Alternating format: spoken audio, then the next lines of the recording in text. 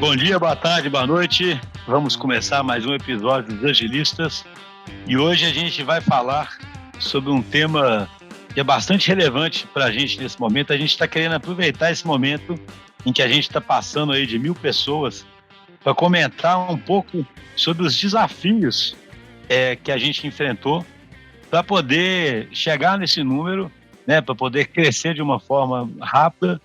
E aí existe um desafio que eu acho que é comum a todas as empresas, um desafio que pode ser um pouquinho mais peculiar a gente, sabe? E assim, toda empresa, quando cresce, tem o desafio de manter a cultura, né? Uma das coisas que a gente mais escuta, né? Como é que você vai crescendo e contratando gente, etc., e vai mantendo a cultura. Eu acho que isso é comum a todo mundo.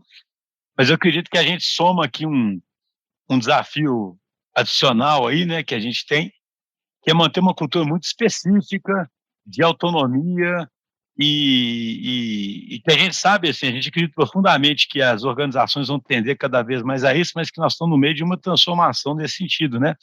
Então, todas as forças estão para que você vá para o outro lado em determinados momentos, né? Você começa a controlar mais, você começa a centralizar, e por aí vai, né? E a gente, na verdade, acredita até o contrário, né? Que a gente cresceu rápido e conseguiu crescer com qualidade e consegue atender os nossos clientes bem por ter, eu diria até que dobrado a aposta naquilo que a gente começou a acreditar num dado momento. Então, a gente quer falar sobre isso e só um comentário antes. A gente gosta de comemorar esse número de 1.000, mas esses números nunca foram obsessão aqui dentro, a gente pode até falar sobre isso também. A gente sempre trabalhou muito mais tentando servir bem aos nossos clientes e retirando obstáculos de crescimento para, com isso, permitir crescimento, que é bom para dar oportunidade para todo mundo e é bom para atender cada vez mais e melhor os nossos clientes, né? Então, não é que existia ou nunca existiu uma obsessão por esse número, porque esses números, eles são marcos na nossa cultura, né? 100, 1.000, né? Eles são números importantes, né? Então, a gente acaba comemorando. E para falar sobre isso aqui, mais uma vez aqui com o Vinição. E aí, Vinição, beleza? E aí, pessoal, tudo bem? Vamos lá. Estamos aqui novamente com o Raoni. Os fãs estavam pedindo a volta do Raoni. O Raoni é o nosso expert em vários assuntos, inclusive em Beyond Budget, né, Raoni? Beleza, Raoni? Olá, pessoal. Feliz em estar de volta aqui. Muito bom. Os Raonizetes e as Raonizetes estavam pedindo aí o Raoni de volta. Um grande número de 0 fãs pediram.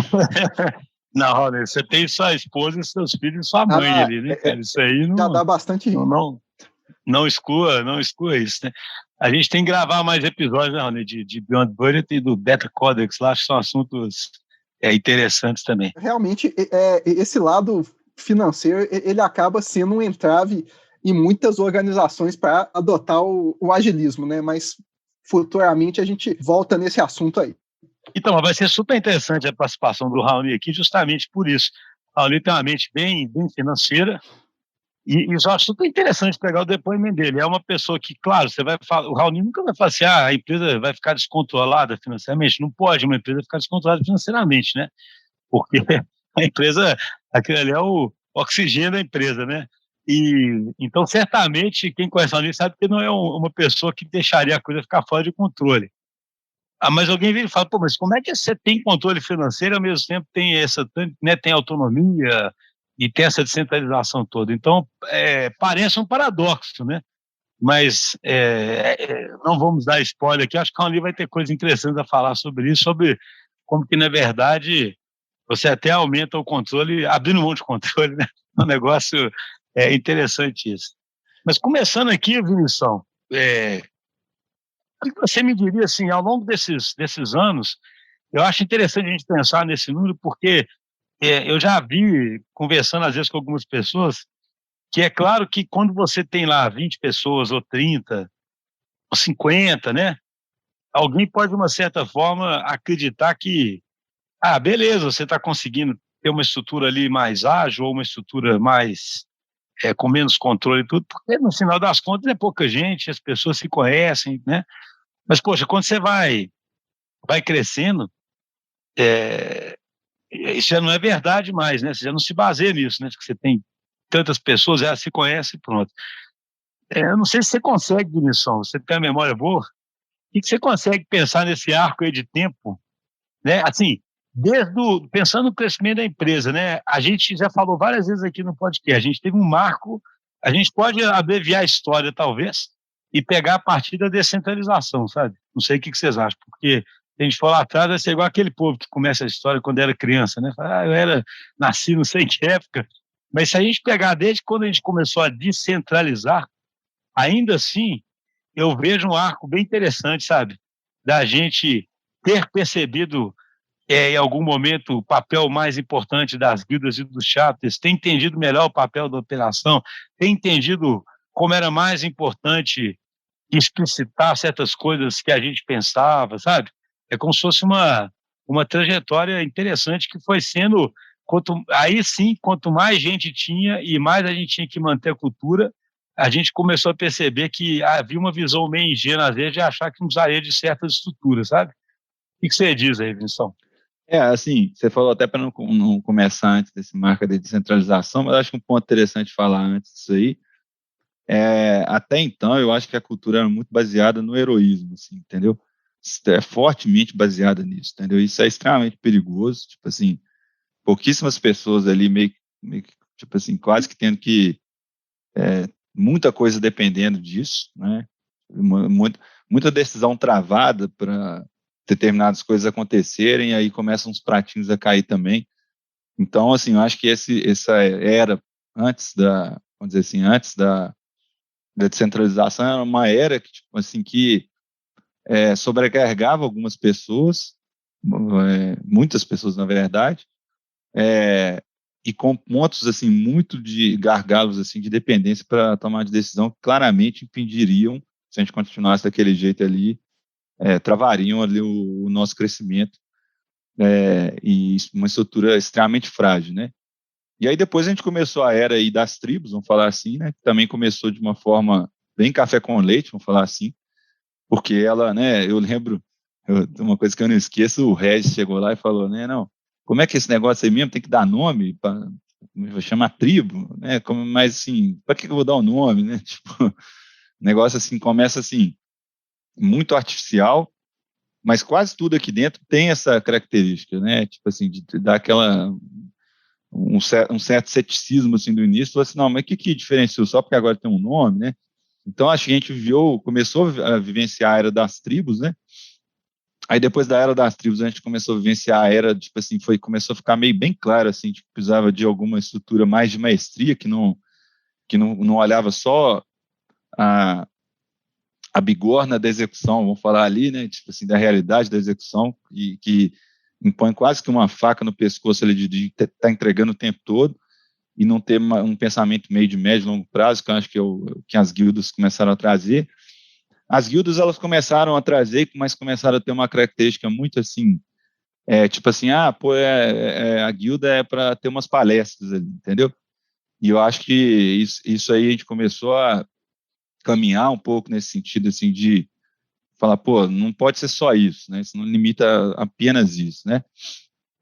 E aí eu diria que alguns anos atrás a gente começou a ter duas estruturas bem interessantes aí que começaram a emergir, que foram, né, a replicação da estrutura das guildas como no papel de chapter e a estrutura de execução das alianças, que habilitou um pouco mais de colaboração, porque eu gosto sempre de falar isso, né, que alguém poderia falar assim, mas assim, antes de ter as alianças, que na verdade são grupos de tribos, né, a tribo, você criou uma estrutura um pouco mais egoísta, assim, um pouco mais, tipo assim, então quer dizer que uma tribo não colabora com todas as outras tribos, ela colabora só com as alianças. Só que isso é meio paradoxal, porque, tipo assim, existe o potencial de colaboração, mas não é simples, assim, colaborar, né? A coisa não se auto-organiza de forma tão fácil, assim, né? Então, eu acho que as alianças, elas trouxeram um nível mais estruturado de colaboração entre as tribos que estão ali próximas, né? E a gente está iniciando alguns movimentos para habilitar um pouco mais também a colaboração aí, interalianças, né? E aí o papel dos chapters voltou a ser, quer dizer, voltou a ser não, ele passou a ser, tipo assim, não ficar um negócio muito distante ali, uma conexão muito distante de quem estava liderando, e onde a coisa acontece, que é mais na ponta, então os chapters deram essa característica, tipo assim, de estar mais próximo de onde as coisas acontecem, entendeu?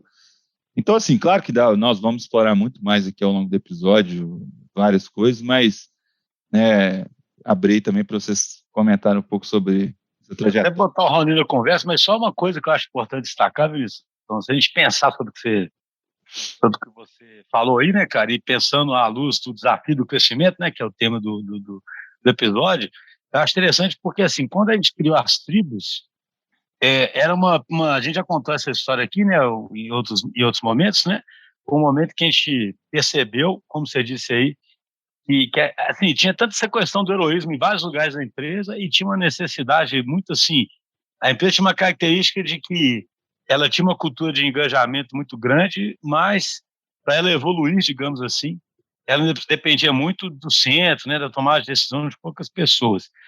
E a gente não queria que isso acontecesse, tanto porque não tem sentido, né, ficar esse fardo sobre umas pessoas específicas, como é muito melhor ter muito mais gente no jogo, né, porque a inteligência coletiva é muito, muito maior.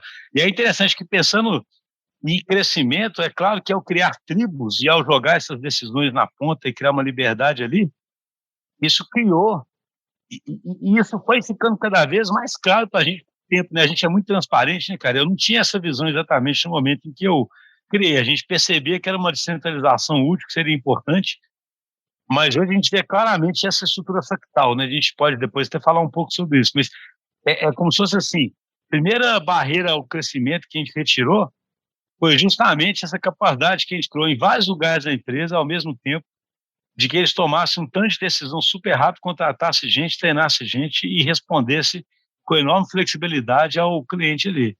Você concorda, Rony? Esse foi um primeiro movimento, digamos assim, porque até hoje para a gente isso é natural, mas antes disso ia ser alguém ali no centro, né, contratando, seria um troço convencionalzão mesmo, né, cara? Sim, sim, sem dúvida, né? Assim, uma coisa a gente sempre acreditou em autonomia e a gente sempre acreditou em confiar nas pessoas. Mas a gente não tinha desenhado originalmente, vai ter tribos, porque assim a gente vai ter autonomia de fato e vai possibilitar o nosso crescimento. Não foi algo prescritivo assim, né? Então, assim, sem dúvida, né? Mas acho que a gente acreditar nesses princípios nossos, né? À medida que a gente ia crescendo, foi muito o que fez a gente conseguir crescer com saúde, com autonomia e estruturando essas tribos, né? Assim, por um lado, né, quando a gente é pequeno, né, por exemplo, 20 pessoas, 25, né, lá há 10 anos atrás, né, a gente tinha uma salinha, depois duas, né, a gente já nasce com, assim, é natural de uma startup nascer ágil, nascer com todo mundo participando, né, mas esse crescimento, quando vem a literatura diz aí que um marco aí são 100, 150, 200 pessoas, né? Que a gente vê que o tradicional seria buscar aí burocracias, né? E a gente seguiu aí esse caminho oposto, né? Como você diz, muita gente dobrou a nossa aposta, né? Você falou interessante, né, cara? Eu já fui. Teve um cliente, às vezes, que ele deu exatamente esse depoimento numa palestra que ele estava fazendo internamente. Ele falou assim, pô, depois de eu fazer a palestra sobre ágil, né, o cara ficou com um sentimento que ele falou assim, poxa, a gente surgiu assim, né? E aí depois, de alguma forma, nós fomos nos organizando, né? É interessante isso, né? Fomos nos organizando, criando os departamentos, especializando. É quase como se você até achasse assim, a gente era uma bagunça, mas era uma bagunça porque era uma startup. Aí depois a gente ficou certinho e virou essa burocracia aqui, né? É um negócio engraçado, né? Não, assim, eu acho que a gente está vivendo um momento interessante, assim, a gente já teve várias tentações ao longo da trajetória aí disso, né, tipo assim, não, agora a gente precisa, a gente, assim como esse exemplo que você deu aí, Schuster, do cliente, né, é muito comum ouvir isso, né, tipo assim, não, aqui inclusive é usado como desculpa, né, aqui não é bem assim não, porque aqui é grande e demora mesmo, né, tipo assim, então, é quase como se fosse uma coisa já meio que aceita, né? Tipo assim, socialmente aceita, tipo assim, se eu sou grande, eu tenho meio que o direito aí de ser mais direito ou talvez até o dever, né? Tipo assim, É obrigação, né? de não ser irresponsável, né? E começar a controlar mais. Só que a gente é meio... Esse é um negócio que parece interessante aí em relação a gente, que a gente é meio inconformado com isso, né? A gente fala assim, tal, pode até ser que seja, mas assim, enquanto não chegar no limite e falar assim, fui vencido, a gente vai achar que tem jeito sim, né?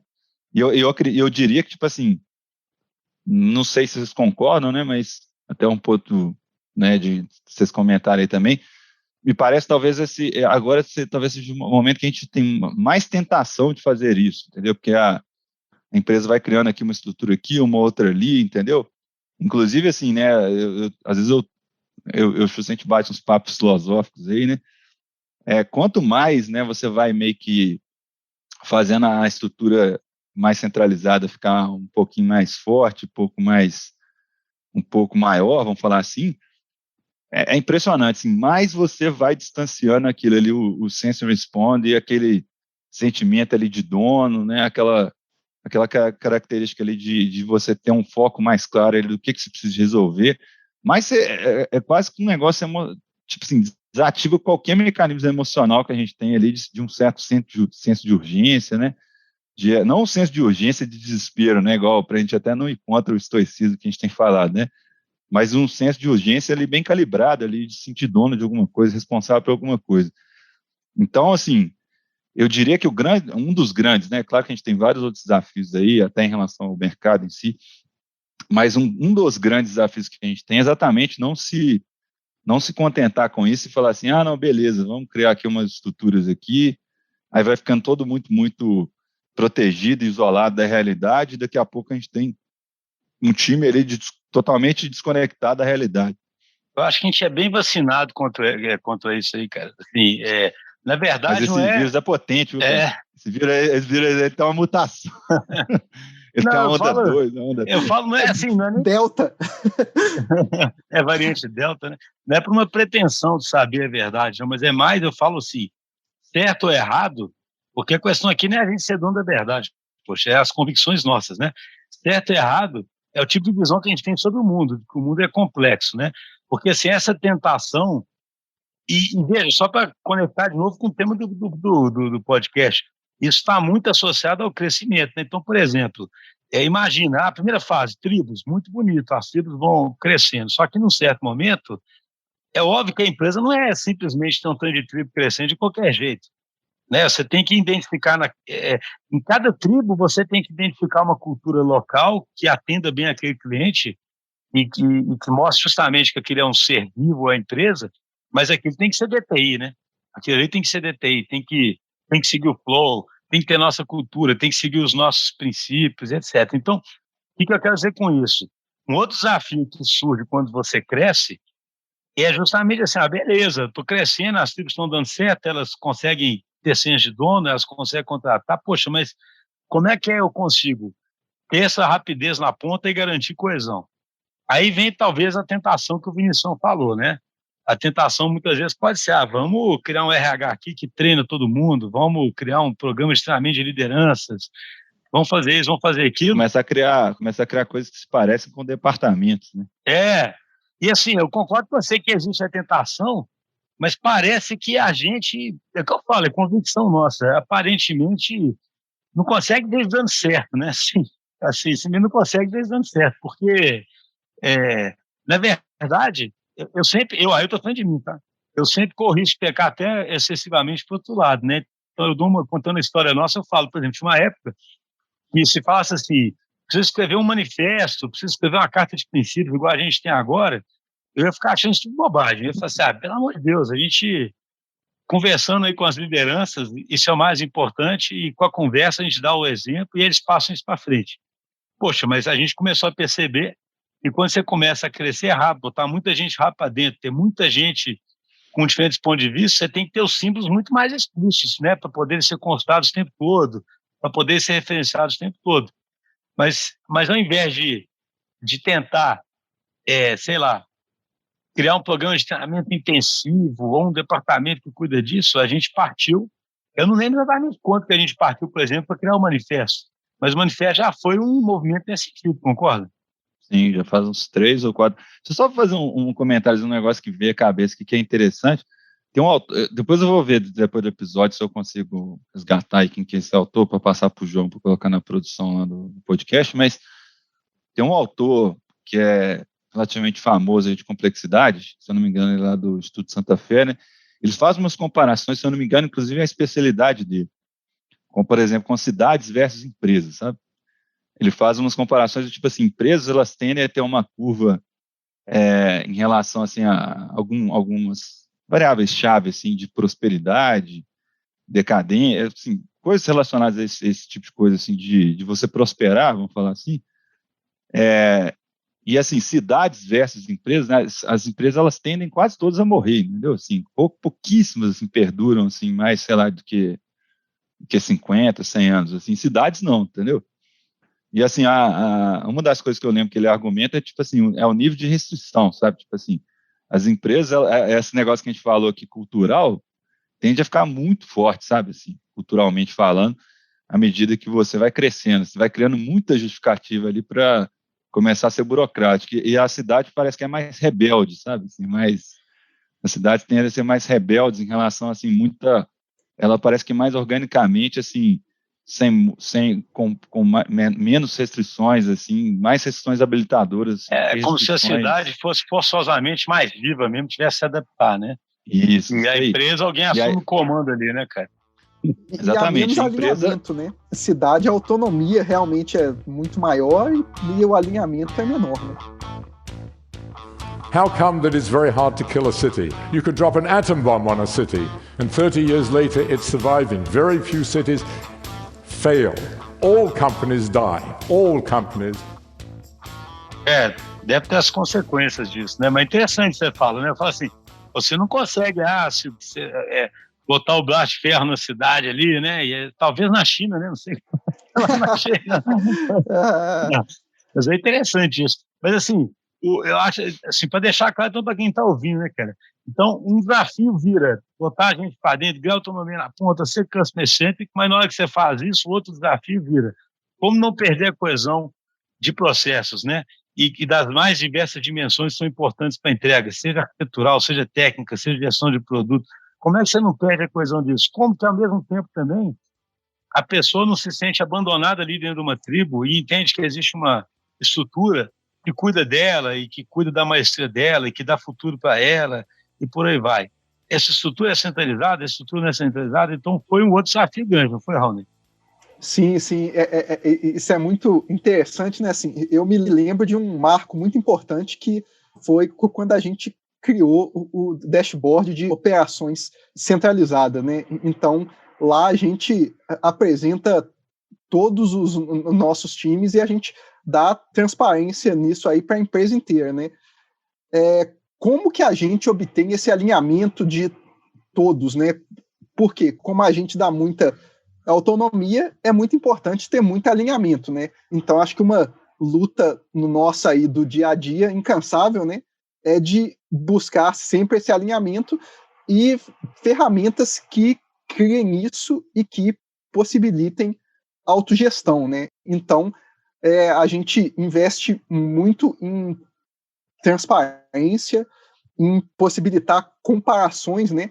Que é uma outra visão bem interessante, né, que remete aí a metas e a indicadores, né, assim, como que a gente estabelece uma meta, né, então a gente evita metas fixas, né, a gente busca muita comparação entre os times, entre as tribos, né, para a gente obter essa melhoria contínua, né, e não o estabelecimento aí de metas top-down, né, eu acho que essa é uma outra característica muito importante nossa, né, de também apostar na colaboração, né, o tempo inteiro, e colaboração dando aí transparência para gerar esse aprendizado entre os times, entre as tribos diferentes, né. Você mencionou aí o egoísmo, né, então cabe a gente comparar e apresentar isso, e aí automaticamente, né, é muito interessante, né, porque eles mesmos, comparando, buscam esse aprendizado uns com os outros, né, assim. mais uma vez, apostar aí no ser humano, confiar, né? Assim, eles mesmo o tempo inteiro buscam aprender, buscam melhorar, é algo muito bacana de se ver. Ô, Raoni, isso aí eu acho uma das coisas mais interessantes, cara, assim, para tentar deixar bem concreto para quem está ouvindo, o que eu acho super interessante, assim, como eu falo aqui, gente, eu acho que não canso de repetir, né? Isso é o que a gente acredita, né? Aí cada um tem que fazer a sua avaliação, né, cara? É assim, a gente detesta receita, a gente nunca estaria aqui dando receita, nem teria essa pretensão. Mas eu acho curioso, assim, imagine, se a gente tem um desafio de treinar muitas pessoas, porque treinar muitas pessoas e formar hoje é fundamental, né, nesse mercado nosso, ou seja, isso é um desafio ao crescimento, né? Uma abordagem mais convencional é, sei lá, um RH, levanta as necessidades de treinamento, faz um plano de treinamento, bola né, uma agenda ali toda certinha, olha os treinamentos, né? Acompanha as pessoas, vê quem treinou, certifica, e etc. Aí você pergunta, a gente não faz absolutamente nada disso, né? Assim, aí alguém fala, pô, mas então vocês estão doidos, né? Aí, na verdade, o que acontece? Dentro de cada tribo ou de cada aliança, o pessoal incorpora esse desafio que tem que treinar. Porque, igual o Vinícius falou, porque ninguém sente mais do que eles a necessidade de treinar, né? Porque eles precisam treinar os caras para poder botar os caras ali, né? Ninguém sente mais do que eles e ninguém entende mais do que eles o contexto, né, cara? Onde aquele cara vai entrar e o que eles precisam mesmo. E aí, quando você faz isso, além de você causar ações mais genuínas e mais conectadas com a realidade, você, ao mesmo tempo, cria experimentos, né, cara, de como treinar pessoas. E aí, com essas comparações saudáveis que o Raoni comentou, isso se dissemina pela empresa. Porque uma coisa é você ter uma competição individual onde as pessoas vão virar rivais. Outra coisa é você ter times ou tribos ou alianças competindo de forma saudável, porque é uma competição coletiva, né, cara? Assim, em prol da empresa. Então, você acaba fomentando a colaboração. Então, assim, esse ambiente ele cria experimentação e, ao mesmo tempo, aquele experimento que dá certo, ele dissemina pela empresa porque os outros têm interesse, né, em entender o que está acontecendo nos outros lugares. E aí, é uma coisa que a gente sempre comenta, né? Isso, por um lado, parece um pouco de desperdício, né? Para quem olha de fora. E é aí que eu falo que é questão das visões do mundo. Uma visão mais mecanicista de que esse é um problema muito mais complicado do que complexo, é muito mais fácil resolver esse problema complicado daquele jeito que eu falei. Ele nem que as pessoas treinem elas, etc., façam uma prova e acabou o problema. Como a gente não acredita muito nisso, a gente acredita que isso depende do contexto, depende de uma série de coisas, de onde o cara vai entrar, a gente prefere que cada lugar vá sentindo e respondendo e tentando o que consegue, e que for bom vai espalhando pela empresa. Ah, tem um pouco mais de desperdício nisso? Possivelmente sim, né? Se você contabilizar esse desperdício somente à luz de que eu treinei de um jeito ali, treinei de outro, podia ter sido diferente aqui. Mas se você contar à luz da efetividade, é muito melhor e cria uma estrutura muito mais resiliente. Vocês têm outros exemplos nesse sentido, de desafios que a gente pode ter tido, que tinham a ver com esse crescimento ou com essa necessidade e que a gente foi para essa abordagem de manter nossa cultura? Deixa eu só reforçar um pouco ali algumas coisas que você e o Rony falaram, que eu acho que são desafios que a gente está vivendo agora. Acho que é legal para o ouvinte. Tem alguns autores que falam, né? O Pondé, eu já vi ele falando, mas eu acho que isso aí não é frase dele, não, né? Mas ele fala assim: a democracia é ruidosa, né? A complexidade é meio ruidosa também, né? Tipo assim, ela tem um caráter ali de ineficiência, igual você está falando ali, né? Mas que traz, né? Né? Tem essa característica que em tese é ruim da ineficiência, mas ela traz um certo nível de efetividade, principalmente se você considera um intervalo de tempo maior, né? Não uma avaliação transacional eventual, né? Então, acho que essa reflexão é importantíssima ali para quem enxerga um problema tendo uma característica mais complexa, né? Ele precisa usar ferramentas que tendem a ser meio ruidosas nesse sentido aí, né?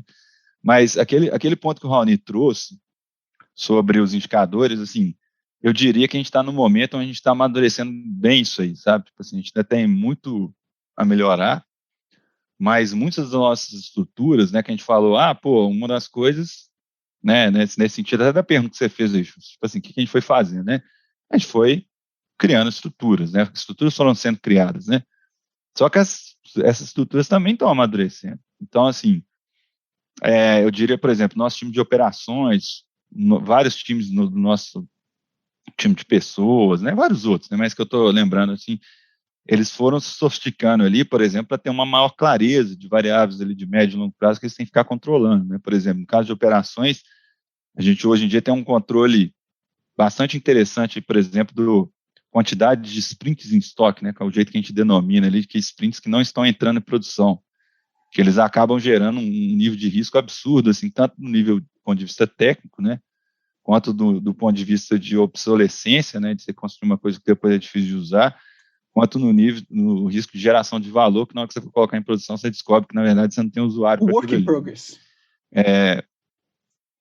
Famoso WIP, né? Então, assim, a gente foi desenvolvendo outra variável, quantidade de squads que estão em risco, né, e por aí vai. Então, a gente está sofisticando cada vez mais, que é um dos papéis da estrutura centralizada, que é um papel ali de consolidação, de visibilidade, transparência sobre as informações, para habilitar a comparação, igual o Raoni falou, igual você falou, né.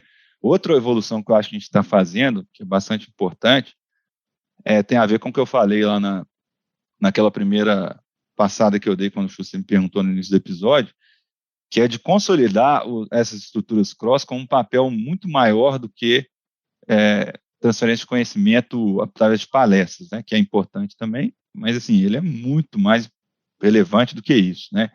Ele tem um papel ali quase que um pouco ali na execução, mas com um olhar talvez um pouco mais de médio e longo prazo, assim, né, através de ritos que garantem por exemplo, sabatinas que trazem a criatividade de utilização da rede, que trazem a utilização da resiliência que vem da rede, que trazem experimentações de ritos de antifragilidade que a gente prega, né, um princípio, talvez um dos mais importantes que a gente tem. Então, eu queria complementar isso, né, nesse sentido, sabe, de reforçar um pouco esse tipo de coisa, né.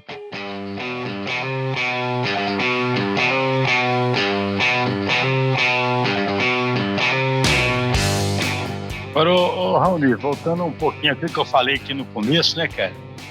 Você é o CFO e quem te conhece sabe que você certamente é o cara que não fica sem ter controle das coisas, né? Eu gosto de falar que se fosse eu que cuidasse da parte financeira, o pessoal já fala, o bicho é doido mesmo, então ele não está cuidando, né, da parte, ele não está sabendo o que está acontecendo, porque não é meu perfil. Mas você é uma pessoa que sabe, né, que tem os números à mão, sabe? Como é que é? Eu acho esse depoimento realmente muito interessante, né?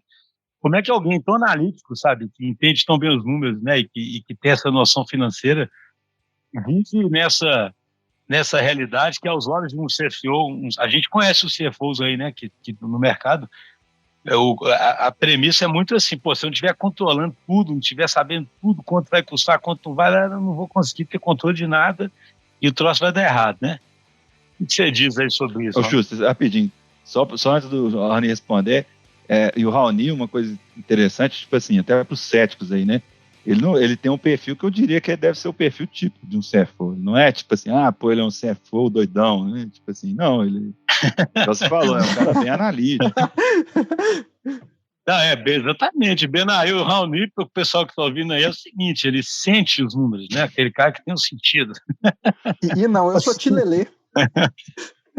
Não, gente, assim, brincadeiras à parte aí, eu acho que a gente conecta essas duas últimas perguntas aí, né, junto aí com os desafios do crescimento, né, assim, uma organização tradicional, né, investiria em orçamento, restringir o budget para garantir que ninguém vai fazer o que não deve, né, e a gente faz a aposta no contrário, mais uma vez, né, de dar autonomia, de ter pessoas adultas, né, conscientes que assumem responsabilidade e que buscam aí os melhores resultados, né. E sobre ainda, né, como a gente cresceu, eu acho que tem um exemplo que ilustra isso muito bem, né, porque a gente dá muita autonomia e a gente cria um ambiente de muito questionamento, né? Que também é o que a gente defende muito, né? Que é propósito, né? As pessoas precisam acreditar no que estão fazendo ali, e isso é seguido muito à risca mesmo. Acho que eu tenho um exemplo ótimo aí, que é de um apontamento de horas, né? A gente, assim, a gente é uma empresa de serviço, né? O nosso insumo são as pessoas, né? E é super normal nessas situações a gente ter apontamento de hora e aprovação dessas horas, né? Assim, mas por que existe aprovação, né? Assim, é algo que todo mundo pergunta recorrentemente, defenderam que não houvesse, mas assim, não é porque a gente não confia nas pessoas de maneira nenhuma, mas alguém aponta a hora, isso representa uma hora caindo em algum time, em alguma tribo, e que vai contribuir ali para algum resultado, né? O famoso PNL da tribo, que mais uma vez é responsabilidade deles e tem autonomia, né?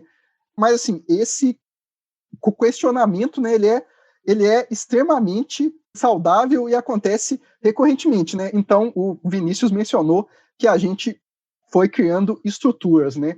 Alguém poderia imaginar que foi do jeito tradicional. A gente chamou uma consultoria, alguém desenhou, a gente apresentou, né? Não, assim, a gente cria realmente organicamente a base de muito questionamento e validação constante ali se está funcionando ou não, né?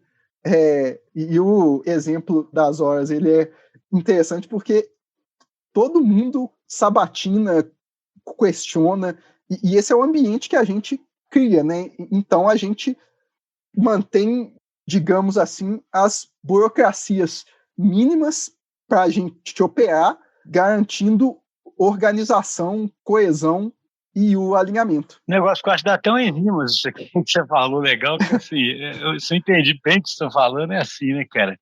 Existe o ato da aprovação, igual existe o ato da aprovação numa estrutura tradicional. Só que em muitos lugares o ato vira ou meramente burocrático ou um exercício de poder, né?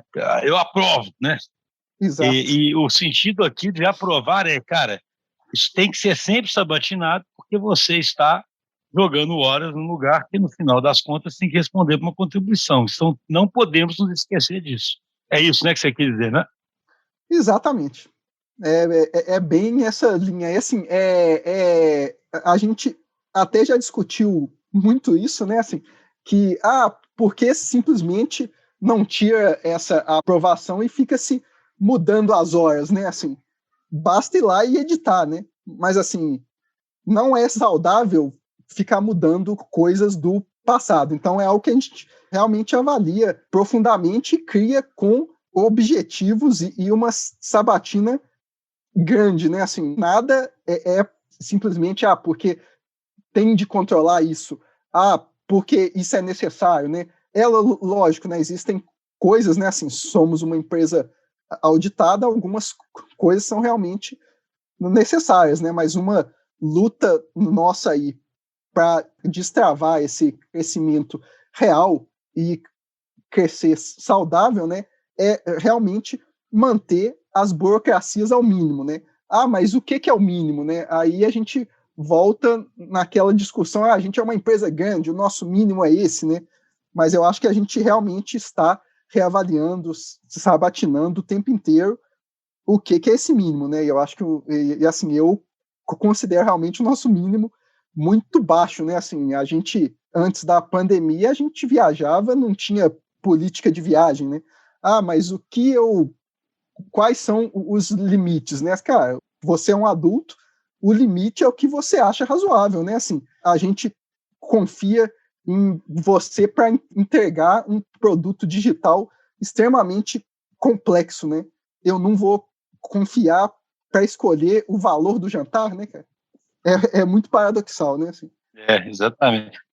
Além disso, tem o fator do ambiente, né? O ambiente, como você mesmo disse, é um ambiente que provoca comparações o tempo todo para saber se você está gastando muito. Eu confio, as pessoas serem adultas, mais a transparência, mais as comparações saudáveis, né? É um conjunto de coisas, né? Eu achei super interessante o exemplo do Raoni, porque uma coisa que a gente insiste muito é que você não pode ser dogmático, né? Sabe? Por exemplo, né? A hora não pode aprovar a hora de jeito nenhum, né? Assim, quer dizer, então que você não confia, essa palavra aprovar é proibida, né? E acho que ficou bem explicado o sentido disso. A gente fala muito de estoicismo, né, mas no fundo a gente tem várias características ambientais ali, de princípios de ceticismo, né? No fundo a gente fica comparando o tempo todo. É igual o Rony falou, a gente não cria estrutura ali achando que a gente tomou a decisão correta, assim, porque a gente tomou a decisão correta e tal, não. A gente cria a estrutura e fica o tempo todo ali meio desconfiado, meio cético, será que esse negócio está funcionando bem? Aí muda, ajusta, volta, faz de novo. Não, eu acho isso ótimo. Eu ia falar que nós estamos chegando aqui no final, infelizmente, mas eu acho isso um ótimo gancho para o fechamento, sabe? Eu acho que, mais uma vez, do nosso ponto de vista, né, o jeito que a gente foi sempre superando os desafios do crescimento foi sempre partindo dessa atitude mais humilde, mais cética, mais de aprendizado, mais de não saber a verdade. E aí, claro, sempre dentro da teoria que a gente acredita, né? Porque tem um contínuo aí, né? Alguém pode partir de um lado ou pode partir do outro, né? A gente partiu sempre do lado de menos burocracia, de mais autonomia, né? Tem algumas coisas que sempre ditaram o que a gente faz, mas mesmo isso sempre foi experimental, né? Foi sempre partindo com esse ceticismo inicial e sabendo que aquilo, a realidade vai se impor, né, cara? A realidade é que vai mostrar se aquilo está dando certo ou não, né? Não é a gente querendo ou não querendo. E aí, com isso, é uma coisa que eu falei no comecinho, mas não explorei tanto, eu acho que a gente foi amadurecendo cada vez mais essa visão hoje da gente ser um fractal, sabe? Que é como se fosse assim, a saída para você se manter como uma startup é replicar esse modelo 1000 vezes, né? Dentro de você mesmo, né? Você vai replicando 1000 vezes a startup. Então, onde você olha, de algum jeito tem uma startup nova ali naquele nível, no sentido de ter permitido a autonomia, haver espaço, ter espaço para experimentação.